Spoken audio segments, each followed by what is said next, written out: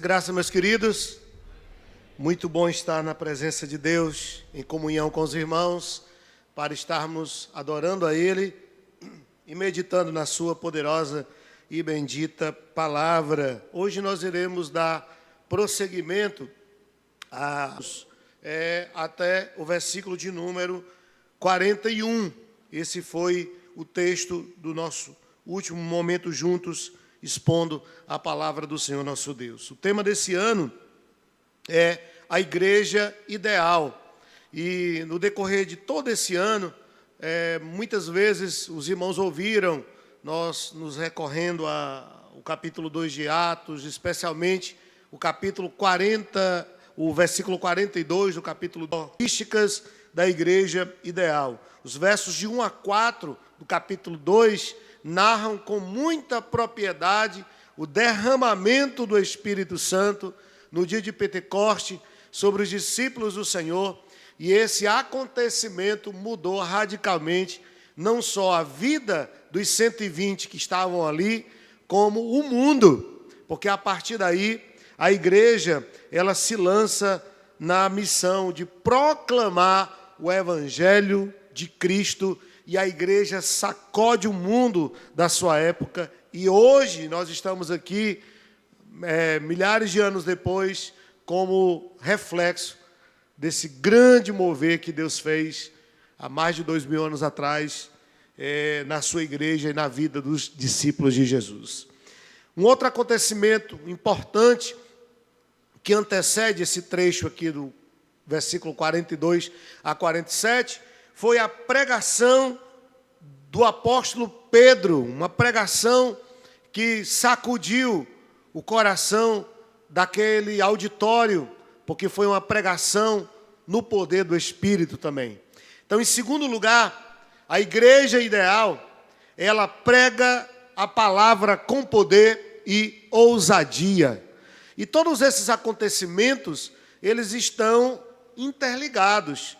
Pedro não teria como pregar a palavra com tanto poder e autoridade se ele não tivesse sido revestido do poder do Espírito. Então é o poder do Espírito que nos habilita a fazer a obra de Deus, a proclamar o Evangelho do Senhor Jesus, de testemunhar de Cristo. E isso fica evidente no versículo 1 do capítulo 1, quando o Senhor Jesus, em conversa com os discípulos, para ser mais preciso, na última conversa com os discípulos, antes de ser assunto aos céus, ele diz que eles receberiam poder quando o Espírito Santo fosse derramado sobre eles. E esse poder os habilitaria a serem testemunhas de Jesus, a serem testemunhas de Cristo. Então, esses dois acontecimentos, eles antecedem esse trecho do capítulo 2 que nós iremos nos debruçar nessa noite. Um outro fato digno de nota e de observação é o resultado da pregação de Pedro.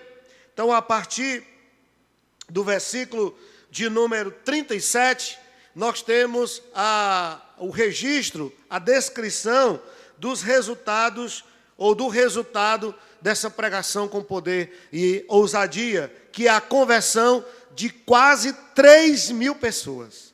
Quase 3.000 pessoas rendem-se a Cristo, reconhecem Jesus como Messias, como Senhor e Salvador, a partir da poderosa pregação do apóstolo Pedro. Essas pessoas, elas se arrependem dos pecados, reconhecem Jesus como Messias, são batizadas com o Espírito Santo.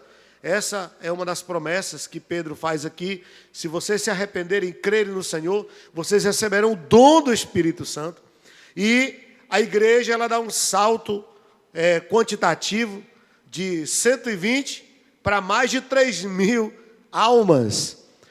Logo a seguir, nós temos a igreja avançando no crescimento, e ela salta de 3.000 e pouco para 5.000 seguidores de Jesus. E a igreja de Atos é a igreja que vai avançando no crescimento. Ela vai crescendo cada dia, porque o Senhor, como o texto diz no verso 47, vai acrescentando dia a dia à igreja aqueles que deveriam ser salvos. Então esses são os três acontecimentos que antecedem o trecho do versículo 42 a 47, e eu convido você a novamente ler comigo esse trecho, acompanhar na sua Bíblia. O verso 42 diz: E perseveravam na doutrina dos apóstolos, na comunhão, no partir do pão e nas orações. Em cada alma havia temor, e muitos prodígios e sinais eram feitos por intermédio dos apóstolos. Todos os que creram estavam juntos e tinham tudo em comum.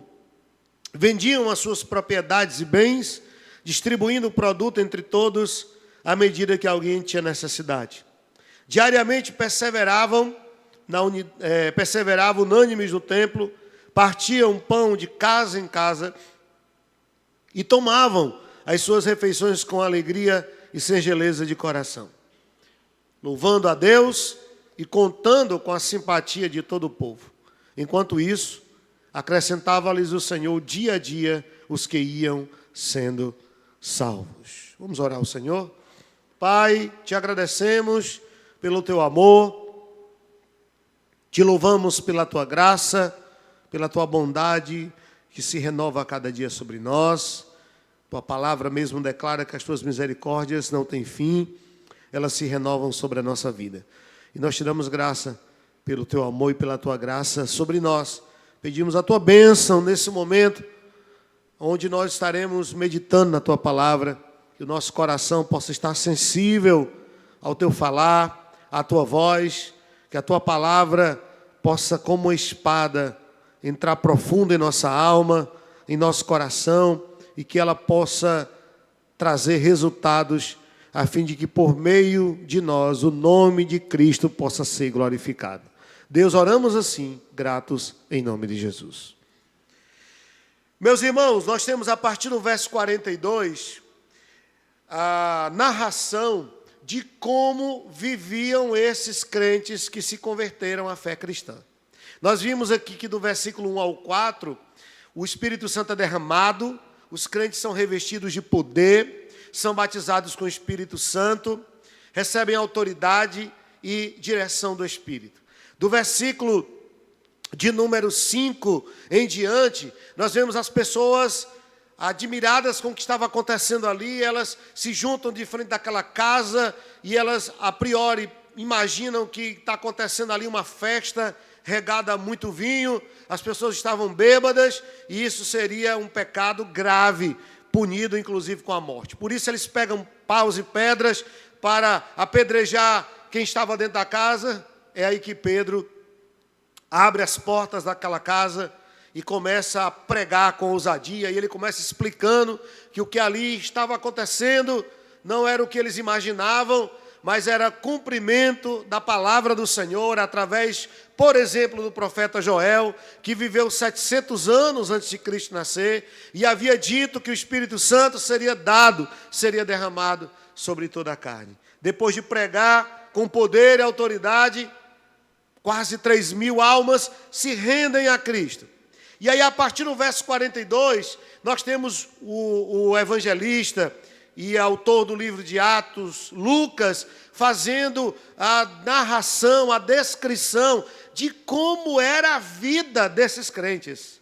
Como eles viviam, o que os caracterizavam como discípulos de Jesus e como cristãos verdadeiros. E aí nós temos, na nossa sequência, na série, a terceira marca da igreja ideal. A igreja ideal é comprometida com a verdade. É isso que nós podemos perceber no início do versículo 42. E perseveravam na doutrina dos apóstolos. Uma outra versão traz da seguinte forma: e todos continuavam firmes, seguindo os ensinamentos dos apóstolos. A ideia aqui, no original de perseverar, ela comunica um pensamento de permanecer, de se dedicar, de se esforçar para manter algo. Essa é a ideia de perseverar. Então, aqueles crentes, eles se esforçavam para se manter de acordo com a doutrina dos apóstolos. Nós temos aqui uma ação divina, mas também uma resposta humana, porque é o Espírito que convence, é o Espírito que tira os tampões dos olhos dos homens para que eles enxerguem a verdade e se convertam, mas o homem, ele vai responder. E é evidente que essa resposta, ela é um reflexo da graça de Deus em nosso coração. Isso deve ficar muito claro. Mas o homem responde a essa ação da graça de Deus, por meio da pregação da palavra. E o resultado é que nós devemos manter essa firmeza na fé. Nós devemos perseverar.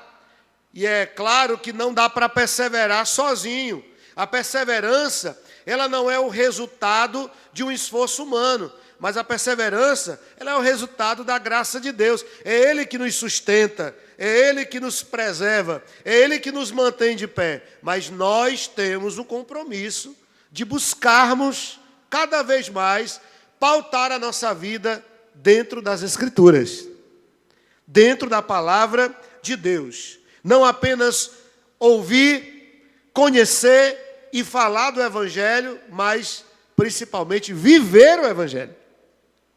Praticar o Evangelho. Então, no caso aqui, eles estavam mantendo-se firme nos ensinamentos de Jesus através dos apóstolos. Então, a doutrina dos apóstolos não era, meus irmãos, nada novo. Na verdade, os apóstolos, eles reverberavam os ensinos de Jesus. Se você quer conhecer a doutrina dos apóstolos, basta você ler os evangelhos. Tem os ensinos de Jesus ali, a ética do reino.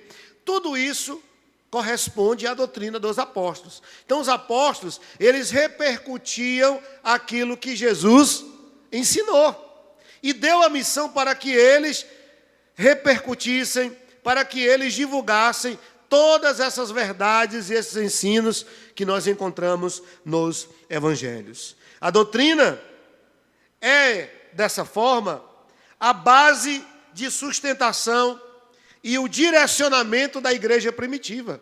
Isso fica muito claro aqui quando lemos o livro de Atos, que a igreja se movia a partir da palavra, que a igreja se movia a partir do que cria, da doutrina. Eles não agiam baseados na influência da sociedade moderna. Eles não se moviam a partir de um modismo, não. Eles agiam de acordo com a doutrina. Eram pessoas fiéis às Escrituras. E tudo o que faziam era de acordo com a vontade de Deus revelada na sua santa palavra. Dessa forma, uma igreja saudável, ela não irá adotar métodos mundanos para obter sucesso. E qualquer semelhança com tipos de movimentos que vemos hoje muito comum no meio do evangelicalismo brasileiro, é mera coincidência. Eu não estou aqui me propondo a estar falando mal de A ou de B, ou de estar apontando falhas em determinada denominação ou igreja. Mas precisamos sair daqui cônscios de que a igreja, ela não pode adotar métodos mundanos com o objetivo de ter o seu rol de membros acrescido, de crescer numericamente. Porque deve acontecer exatamente o contrário, meus irmãos. A igreja, ela deve crescer porque ela não adota práticas mundanas. Porque ela é diferente do mundo. E não porque ela é... Desculpe, irmãos. E não porque ela é parecida com o mundo. Nós devemos ser conhecidos pela nossa diferença e não pela nossa semelhança com o mundo. E tudo isso perpassa pela fidelidade que os crentes devem ter às Sagradas Escrituras. Então é muito comum hoje você encontrar determinadas denominações que o culto não pode ser chamado de culto. Ele é um show, ele é um evento. E tudo que acontece ali tem o objetivo de atrair, de entreter e até distrair as pessoas da verdade, Porque quando elas forem apresentadas ao Evangelho, elas serão confrontadas. E a proposta desses líderes inescrupulosos não é apresentar a verdade, porque a verdade liberta, e aquelas pessoas não serão mais gado, massa de manobra deles, porque elas entenderão a verdade e não serão enganadas por qualquer palavra ou vãs filosofias. Os irmãos estão entendendo a gravidade? Nós precisamos, cada dia, buscar conhecer mais a palavra e andar de conformidade com ela, para não sermos enredados por ventos de doutrinas, por discursos que são palatáveis, que são agradáveis aos ouvidos, mas eles não trazem vida, e sim morte, porque são enganosos. É apenas para atrair, para agradar as pessoas, e não para apresentar o genuíno Evangelho de Cristo Jesus. O que deve atrair alguém à igreja? O Evangelho, a verdade. Nós não devemos estar trazendo práticas mundanas para manter os nossos jovens na igreja. Quantas pessoas que pregam isso? Vamos trazer isso aqui, pastor, vamos colocar isso aqui, né? Vamos colocar aqui um globo aqui, com jogo de luz, vamos botar fumaça para todo mundo sair tossindo, né? Vamos inovar, tem que inovar, porque por aí afora o pessoal está fazendo isso aí, as igrejas estão abarrotadas, as pessoas se acotovelando para encontrar um assento para assistir esse tipo de show. Muito obrigado. Mas se o crescimento numérico dessa igreja for depender desse tipo de expediente, nós preferimos continuar como sendo uma igreja pequena, mas saudável. Uma igreja séria e comprometida com a palavra, com o Evangelho do Senhor Jesus Cristo. A doutrina dos apóstolos, ela nos remete a esse ensino, tanto do que Jesus falou, como do que ele viveu. Não há mais apóstolos hoje, meus irmãos. Tem muita gente se denominando apóstolo, né? E não há nenhuma base bíblica para esses novos apóstolos, até porque, de saída, o próprio Senhor Jesus disse que para ser apóstolo, deveria ter acompanhado todo o seu ministério, desde o seu batismo até a sua ascensão. E eu acho que não tem ninguém aqui que acompanhou o ministério de Jesus dessa forma. Então não dá para ter apóstolos hoje. Os apóstolos foi um colégio fechado, um grupo fechado. Apóstolos, e até Paulo fala como dom de apóstolo, são os missionários, que a palavra apóstolo quer dizer enviado. Alguém que é lançado, alguém que é mandado para pregar o Evangelho, para implantar uma igreja. Esse é o apóstolo. E os apóstolos de hoje estão nos seus palácios, sentados nos seus tronos e nas suas igrejas que viraram impérios. Eles não querem abrir mão do luxo, da ostentação, para ir para o interior do estado, por exemplo, começar uma igreja do zero. Porque essa é a missão e a função de um apóstolo. Então nós não temos mais novos apóstolos. Porque para nós a Bíblia está completa também. Mas perseverar na doutrina dos apóstolos significa observarmos, aprendermos e pôr em prática a palavra de Deus. Significa permanecermos na sã doutrina revelada nas Escrituras, e tudo o que não estiver na palavra, nós devemos recusar. Por mais que possa ser atraente e pareça algo de Deus, mas se não estiver na palavra, devemos recusar. Existe uma frase muito usada pelos reformados, que diz o seguinte: onde a Bíblia não fala, eu não tenho voz. Se a Bíblia não fala, se ela não se pronuncia, então eu também não devo falar. Porque a Bíblia é a revelação de Deus para nós. Nós devemos viver e andar de acordo com a palavra, de acordo com as Sagradas Escrituras. Então a igreja não pode estar seguindo doutrinas de homens, mas deve estar fundamentada na eterna e infalível palavra de Deus. A igreja não pode e não deve andar às escuras. Ela precisa saber com segurança para onde está indo, ela precisa estar comprometida com a verdade. E é maravilhoso lembrar de que um dos símbolos das Escrituras é a luz para o caminho. Lâmpada para os meus pés é a tua palavra e luz para o meu caminho. Não precisamos andar ao ermo, sem direção, sem rumo, porque a palavra de Deus é o nosso guia. Ela vai mostrar e revelar qual a vontade de Deus para nós. Devemos andar de conformidade com a palavra de Deus, e ela irá iluminar o nosso caminho, e nós não iremos cair no precipício, não iremos cair no abismo, porque a palavra de Deus, como luz, irá iluminar o nosso caminho, irá guiar a nossa vida. O apóstolo Paulo, ele enfatiza o ensinamento da palavra com suas recomendações ao seu discípulo Timóteo. Na segunda carta, no capítulo 3, verso 14, Paulo diz assim, Tu, porém, permanece naquilo que aprendestes e de que fostes inteirado, sabendo de quem o aprendestes e que, desde a infância, sabes as sagradas letras, que podem tornar-te sábio para a salvação pela fé em Cristo Jesus.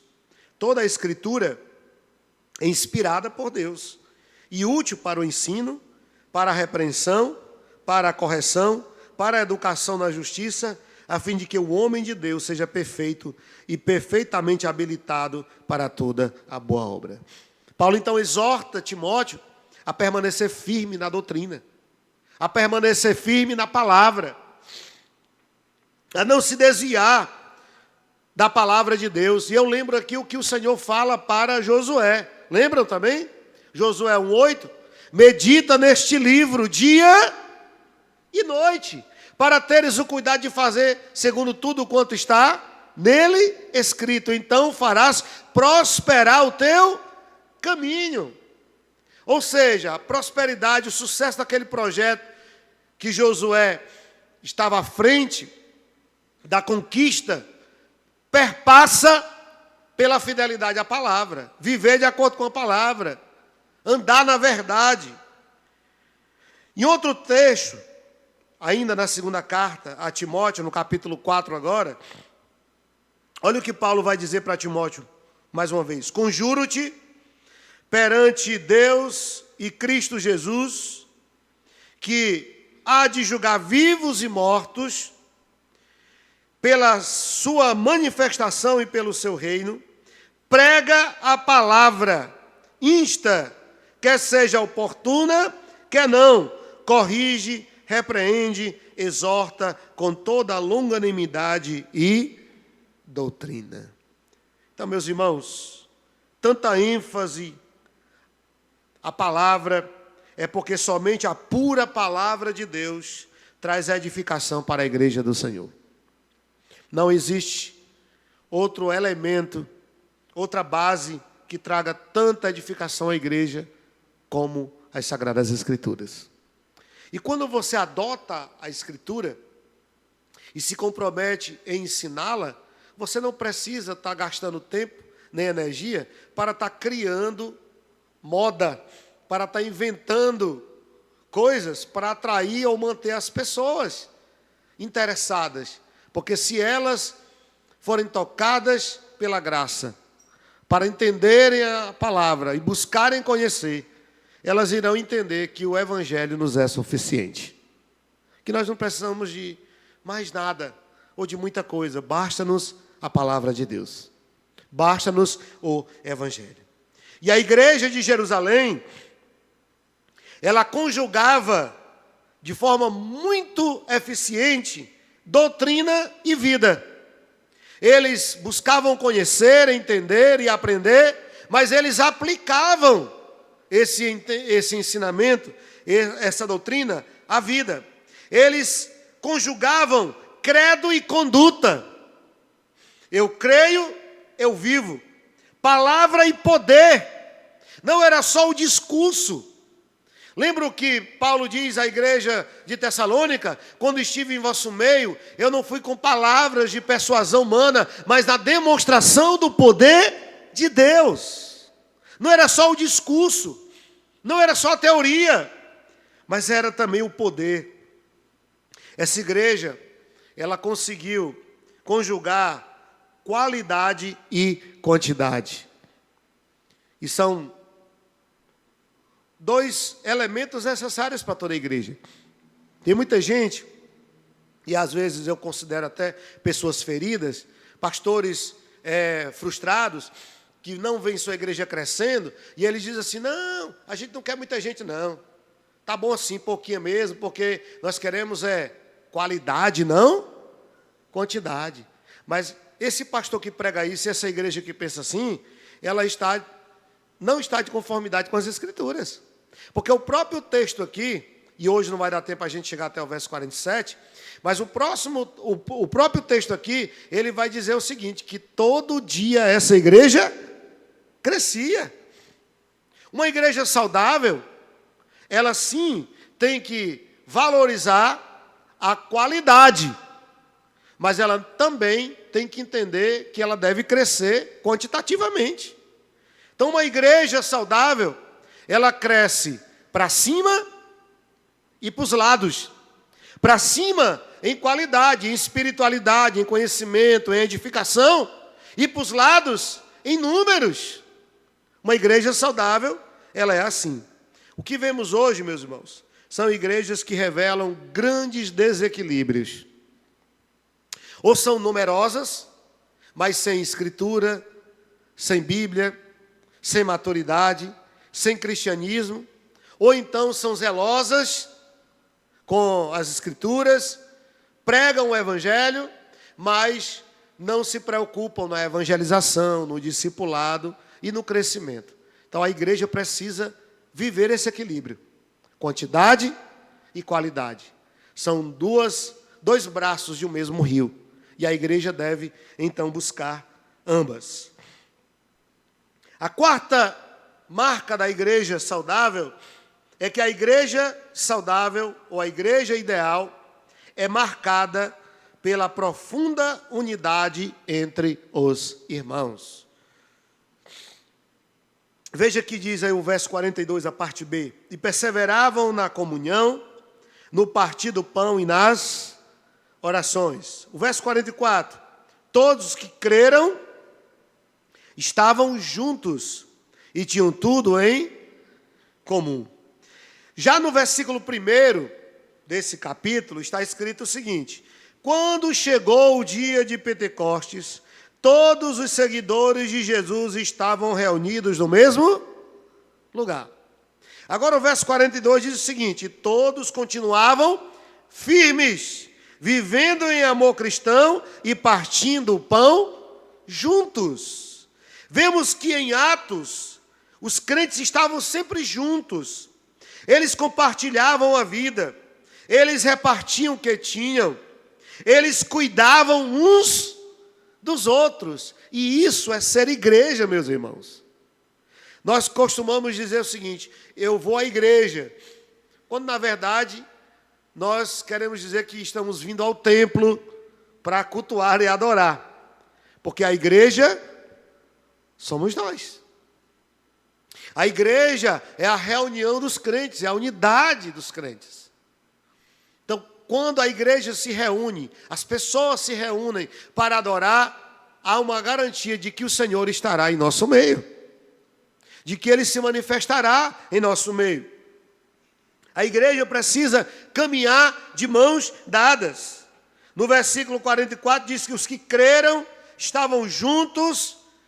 Detalhe, tinham tudo em comum. A palavra aqui no grego é koinonia. Ela vem da palavra koinos, que quer dizer comum. Comum. Essa palavra koinonia ou koinos indica o afastamento de interesses particulares e a união com outras pessoas para o cumprimento de alvos comuns. Então não é o que eu quero, é o que nós queremos. Não é o meu bem o bem de todos que fazem parte do corpo, da igreja do Senhor. Koinonia, portanto, é colocarmos de lado os nossos interesses egoístas, visando somar forças para juntos servirmos ao Senhor. A igreja deve viver em comunhão, deve caminhar junto. E viver em comunhão, essa koinonia, ela tem esse entendimento de caminharmos juntos, de mãos dadas, de termos algo em comum, e certamente nós temos. Se você for pontuar as diferenças que há entre você e seu irmão, você vai gastar um certo tempo, porque certamente são muitas. Mas o que pesa aqui não são as diferenças, é o que nós temos em comum. E existe algo que nós temos em comum: a pessoa do Senhor Jesus Cristo. A pessoa do Senhor Jesus. Isso nós temos em comum. E a igreja deve caminhar em unidade. A igreja deve caminhar em comunhão. Estarmos juntos. Justo Gonzalez, ele enfatiza que o partir do pão não significa apenas que eles comiam juntos. Refere-se à celebração da comunhão, que desde o início e por muitos séculos é o centro da adoração cristã. Uma igreja jamais, escute bem, uma igreja jamais poderá atrair pessoas para ela se não houver comunhão entre os seus membros. Ela pode ser organizada, ela pode ter uma boa música, pode ter até uma boa pregação, mas se as pessoas não se sentirem partes, se não existir o senso de pertencimento, essas pessoas não irão ficar. Elas não irão permanecer. Você sabe disso. Você não fica num lugar que você não se sente parte dele, em que você não se sente aceito por ele. Certamente você não fica num lugar assim. Então a igreja é um lugar de acolhimento, onde nós abraçamos quem chega, onde nós acolhemos quem chega. A igreja deve ser esse lugar de acolhimento. É evidente que, em nome do acolhimento, nós não iremos abrir mão das nossas convicções de fé. Ah, não, então vamos acolher, vamos aceitar, então vamos aceitar todos, mas não tudo. Aceitar todos não é aceitar tudo. Nós devemos aceitar todas as pessoas, mas não tudo. Até porque a proposta do Evangelho é você vir como está. Mas quando o Evangelho lhe alcança e a graça transforma a sua vida, você não permanece como está. Há uma transformação, há uma mudança de vida a partir da inserção da graça na sua história, né, no seu coração. O amor é então a ferramenta evangelística mais poderosa que uma igreja dispõe para se multiplicar. Isso nós vemos na oração de Jesus, na oração sacerdotal, em João 17, 21. Ele diz: a fim de que todos sejam um, e como és tu, ó Pai, em mim e eu em ti, também sejam eles em nós, para que o mundo creia que tu me enviastes. A igreja, ela deve ser um lugar de comunhão, ela deve ser um lugar de edificação, de acolhimento, e quando nós vivemos assim, o mundo verá Cristo em nós. Você não vai precisar pegar uma caixa de som, colocar na calçada com o microfone para estar pregando, porque a sua vida, o nosso estilo de vida, será essa impactante mensagem do Evangelho. Como é que pessoas tão diferentes conseguem caminhar juntas? Só a graça de Deus, só o amor de Deus para fazer isso. Então, koinonia, primeiramente, se refere à comunhão com Deus Trino. Não há como você ter comunhão com o irmão se você não tem comunhão com Deus. Quando a gente vê Paulo falando ali das obras da carne, do fruto do Espírito, lá em Gálatas capítulo 5, é interessante porque das 15 obras da carne, 8 estão ligadas a relacionamento. porfia, injúria, ciúme, discórdia, facção. Então ele vai citar ali 8 obras da carne que estão ligadas ao comportamento humano, evidentemente, mas não é só o comportamento, porque você poderia mudar o seu comportamento, mas o problema é mais profundo, porque tem a ver com a nossa natureza pecaminosa. Só a graça pode transformar isso. E aí, quando você é liberto pelo poder do Evangelho, pela graça de Deus, e você passa a viver em novidade de vida, então você não vive mais praticando as obras da carne, mas você expressa, você expõe o fruto do Espírito. E o fruto do Espírito, ele vai na contramão das obras da carne. Porque esse fruto, que é o amor, ele tem várias características. Alegria, paz, longanimidade, benignidade, fidelidade, temperança, domínio próprio. Esses são alguns traços do fruto do Espírito, algumas características do fruto do Espírito Santo. E aí, meus irmãos, quando um crente, ele não é espiritual, quando ele não busca essa plenitude do Espírito para manifestar o fruto, o que é que vai acontecer? Ele vai praticar as obras da carne. E quando ele pratica, não há como ele viver em comunhão com o outro. O que vai existir é discórdia, divisão, intriga, porque você só dá o que você tem. Então, primeiro tem que ter comunhão com Deus, comunhão com o Pai. E essa comunhão com Deus, ela vai desaguar na nossa comunhão uns com os outros. É por isso que João ele diz que ninguém pode dizer que ama a Deus e odeia a seu irmão, porque a fonte originária do amor e da comunhão é Deus. É o amor dele em nós, revelado através de Cristo. Então essa comunhão com Deus, ela possibilita a comunhão com o outro. E a gente vê isso no dia a dia, na prática. Quando o seu irmão peca contra você, o que é que você faz? Você tem duas opções. Você pode ficar magoado, ressentido com o irmão, ou você pode ter misericórdia e perdoar o irmão. Essas duas atitudes, elas revelam muito do que o seu coração é feito.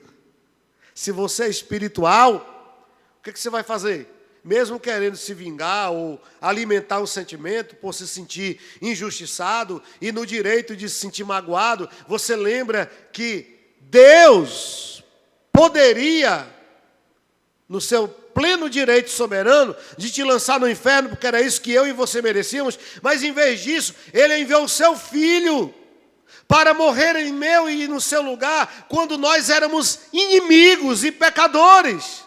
E não há uma prova de amor maior do que essa. Então, se Deus fez isso, quem somos nós, falhos e limitados, para negar o perdão ao nosso irmão? Para nos manter ressentidos contra o nosso irmão? Então, meus irmãos, se em nossos relacionamentos não há unidade, atitudes de misericórdia não existem, companheirismo não é algo comum, então é porque também não há verdadeira comunhão com Deus. Como é que você sabe que é alguém espiritual? Pela forma como ela trata os outros, como ela reage às situações da vida. Ela pode ostentar uma piedade, mas é na hora do conflito, é na hora da crise que a pessoa ela revela o que realmente está no seu coração. Como podemos, de modo prático, irmãos, viver a comunhão aqui expressa? Essa comunhão que deve ser buscada pela igreja. De duas maneiras. Primeiro, estando juntos. E aqui não se trata apenas de estar no mesmo espaço físico, mas viver a mesma fé, no mesmo espírito, com os mesmos objetivos. Não é só estar junto. É a comparação das batatas e do purê. As batatas podem estar juntas, mas não unidas. Mas quando você amassa elas e transforma num purê, aí elas estão unidas de forma inseparável. Assim deve andar a igreja. Não apenas estarmos juntos no mesmo lugar, pertencemos à mesma congregação, vimos aos cultos, não. Nós precisamos partilhar da nossa vida um com o outro. Ter o mesmo pensamento. Lembra o que Paulo diz à igreja de Filipos, aquela igreja que estava enfrentando divisões, duas irmãs estavam ali, talvez competindo e querendo uma se sobressair sobre a outra, Sintique e Évode. Elas estavam ali competindo e isso estava gerando um ambiente austero na igreja de Filipos. E aí Paulo, ele diz o que? Rogo que vocês pensem a mesma coisa, que vocês pensem concordantemente. E aí ele invoca o exemplo de Cristo, da humildade de Cristo. Tenham em vocês o mesmo sentimento que houve em Jesus. Pois ele, sendo Deus, não julgou como usurpação ser igual a Deus. Antes ele abriu mão de tudo isso e se esvaziou. Para quê? Para nos salvar. O que Paulo estava querendo dizer é: se vocês dizem ser cristãos, então vivam como Cristo viveu. Então imitem o exemplo de Cristo Jesus. Então, como viver em comunhão? Primeiro, estando juntos. Não tem como você ter comunhão com alguém se você não convive com essa pessoa. Segundo, partilhar o que você tem. E aqui você não deve confundir essa atitude da igreja com o socialismo ou o comunismo. A propriedade privada era uma realidade na igreja primitiva. A gente vê que os irmãos, eles tinham a sua casa, tinham os seus bens. A prova disso é que a Bíblia diz que Barnabé, por exemplo, ele vendeu a propriedade para doar o dinheiro para abençoar os irmãos. O próprio Jesus tinha uma casa que ficava em Cafarnaum. Pedro também tinha uma casa. Não sei se era da sogra dele ou dele, mas ele tinha uma casa. Então, os crentes primitivos, eles tinham bens, eles tinham patrimônio. Aqui não tem a ver com socialismo ou comunismo, que você tem que vender tudo que tem e dividir para todo mundo ter igual. A gente sabe que esse sistema não funciona. Então, não tem a ver com socialismo aqui ou comunismo. Tem a ver com você dividir o que você tem com quem não tem nada. Com você ajudar a quem não tem quase nada e está passando por dificuldade. Se você tem bastante, por que não dar uma parte para quem não tem nada? Isso não é comunismo ou socialismo. Isso é Bíblia. Isso é cristianismo. Por isso Tiago diz que a verdadeira religião, ela não consiste em estar no templo, mas em ajudar quem precisa. Em estender a mão para quem precisa. Deixa eu caminhar para o fim aqui, meus irmãos, pontuando a quinta marca da igreja ideal que nós encontramos no início do verso 43. O texto diz: em cada alma havia temor. Em quinto lugar, a igreja ideal é marcada pelo temor reverente a Deus. O verbo havia, ele é um imperfeito interativo aqui. Ou seja, é uma ação repetida no passado. Isso significa que o temor veio em algum momento no passado e continuava sobre os cristãos da igreja primitiva. Ele veio e ele passou a habitar no meio deles.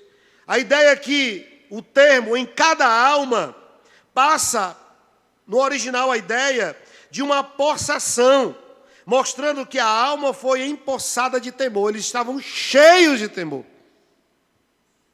tomados de temor.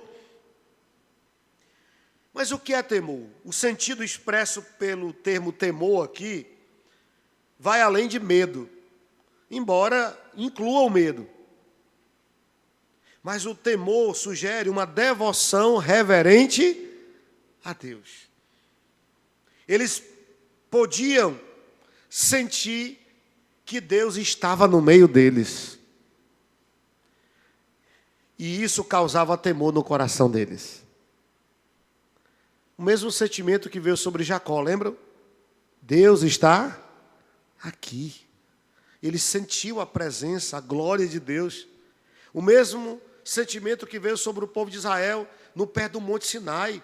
Quando o monte começou a fumegar e tremer, e Deus começou a falar, o povo se prostrou com o rosto em terra, não tendo coragem nem de olhar para cima, com temor e tremor diante de Deus. Meus irmãos, essa é uma virtude que está em falta em nossos dias. O temor a Deus. Até mesmo no meio daqueles que se dizem servos de Deus, cristãos, o temor é uma atitude que está em falta. É uma virtude que está escassa no meio da igreja.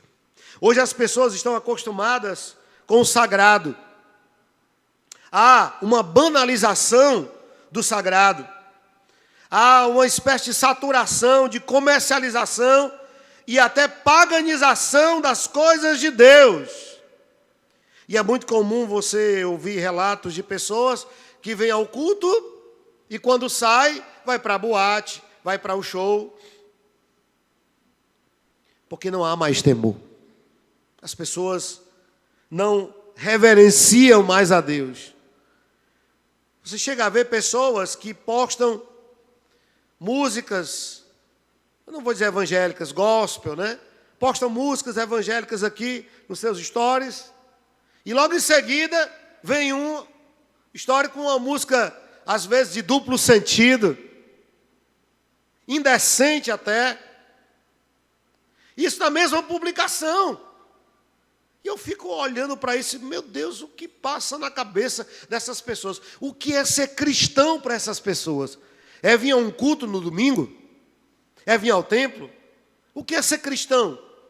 Hoje os crentes estão querendo modernizar a fé, adaptar o evangelho às suas próprias vontades. Não, então eu continuo indo para a igreja, para o templo, eu gosto da música, eu gosto da companhia, eu gosto até da pregação, mas não precisa ser tão radical assim. A gente também pode usufruir um pouco do mundo. Por que não? Por que não usufruir do mundo? O problema é que Jesus diz que aquele que se tornar amigo do mundo torna-se inimigo dele. O problema é que não dá, irmãos, para servir a Deus e ao mundo. Não dá. Esse é o problema. Quem conhece a santidade de Deus não brinca com as coisas dele. Os escândalos estão se multiplicando em nosso tempo. Jesus nos alertou acerca disso. Em Mateus capítulo 18, verso 7, ele diz, porque é inevitável que venha escândalos, mas ai do homem pelo qual vem o escândalo. Infelizmente o pecado já virou normal para muitos que se dizem cristãos. E aqui eu lembro-me de um trecho do livro Discipulado, do Bonhoeffer, onde ele fala sobre a graça barata. Ele diz assim, a graça barata é o inimigo mortal da igreja. Dela absorve-se o veneno que matou os seguidores de Jesus. É também a graça que concedemos a nós mesmos. Funciona como um passe que permite ao cristão viver da mesma maneira que antes. A vida sob a graça barata, diz ele, de fato não difere da vida sob o pecado, porque justifica o pecado sem transformar o pecador. Essa é a graça barata. É a graça que tem sido apresentada e divulgada em muitas igrejas por aí afora. É esse evangelho a gosto do freguês. Esse evangelho híbrido que não confronta o pecado e que não exige arrependimento e nem mudança de vida. Não, você pode vir para a igreja, ser crente, mas você pode continuar no pecado na sua vida. Você pode continuar da mesma forma. Na contramão da graça barata, nós temos a graça cara. E nas palavras de Dietrich Bonhoeffer, o que é a graça cara? A graça que custa muito é um tesouro escondido no campo pela qual as pessoas vão e vendem tudo o que têm com alegria. Ele diz mais, a graça que custa muito É o evangelho que deve ser buscado repetidas vezes, o dom que deve ser pedido, a porta da qual se deve bater. Ela custa muito, porque nos chama ao discipulado. É graça, porque nos chama a seguir a Jesus Cristo. Custa muito, porque custa a vida das pessoas. É graça, porque em consequência faz as pessoas viverem. Custa muito, porque condena o pecado. É graça, porque justifica o pecador. Sobretudo, a graça custa muito, porque custou muito para Deus. Porque custa para Deus a vida de seu filho. E aqui eu chamo sua atenção. E porque nada que custe muito para Deus pode custar pouco para nós. É assim que devemos viver, em temor e tremor. Não devemos brincar com Deus. E o que eu vejo é muita gente brincando com Deus. É muita gente não levando a sério as coisas de Deus. E certamente, essas pessoas irão sofrer a justiça de Deus. Porque a Bíblia diz que Deus, Ele não divide sua glória com ninguém. Ninguém zomba de Deus e fica desapercebido. Ninguém, meus irmãos. Ninguém. A Bíblia compara Deus como fogo consumidor. Esse mesmo Deus que salva e que nos ama é o mesmo Deus que lança no inferno. Então não brinque com Deus. Não brinque com o pecado. Não tente relativizar o pecado. Não tente normatizá-lo. O pecado é um mal terrível. Ele leva ao inferno. Ele te afastará de Deus. E não dá para você continuar na igreja e viver no pecado. Ou uma ou outra. Ou uma ou outra. Ou você abandona o pecado e volta-se para a cruz para ser liberto. Ou você, vivendo no pecado, vai ser afastado da cruz, porque não há comunhão entre a luz e as trevas. Não há. Não dá para viver na igreja brincando de ser crente, causando desserviço ao evangelho, causando escândalo. Quantas pessoas que dizem, eu não quero ser crente não, porque para ser crente igual a fulano, é melhor estar no mundo. É lógico que isso não justifica. Não justifica. Mas muita gente não quer saber da igreja nem do evangelho, por falta de testemunhos, por maus testemunhos.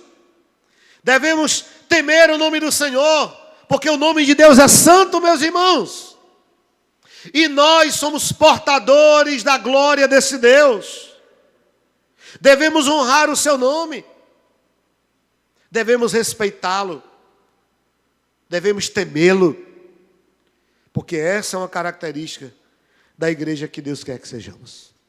Amém, meus irmãos?